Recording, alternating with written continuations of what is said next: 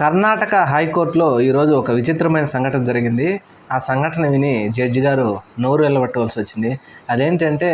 ఒక భార్య హైకోర్టుకు వచ్చి, నా భర్త దగ్గర నుంచి నాకు నెలకు 6,13,600 ఎంతో భరణం ఇప్పించండి అని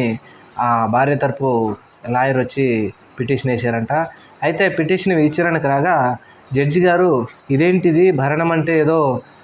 ఖర్చులకు ఇస్తారు కానీ ఇంతేంటి అని అడిగితే, ఆ లాయర్ చెప్పిన సమాధానం ఏంటంటే, మా మేడం గారికి లగ్జరీ లైఫ్ కావాలంట, దానికోసం 4 లక్షలు కాస్మెటిక్స్కు, 1,00,000 రూపాయలేమో హెల్త్కి, 1,00,000 రూపాయల పిల్లల చదువులకు, చిన్న చిన్న అవసరాలకి, ఇంకొక 1,00,000 ఉంటే అనవసరపు ఖర్చులు ఉంటాయి కదా,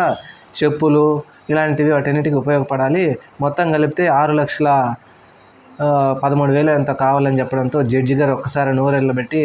ఇదేమన్నా నాటకాలు ఆడుతున్నారా, భరణం అనేది ఖర్చుల నిమిత్తం మీకు ఏం ఖర్చులు ఉంటాయి అడిగాం కానీ ఆయన ఆస్తి రాసి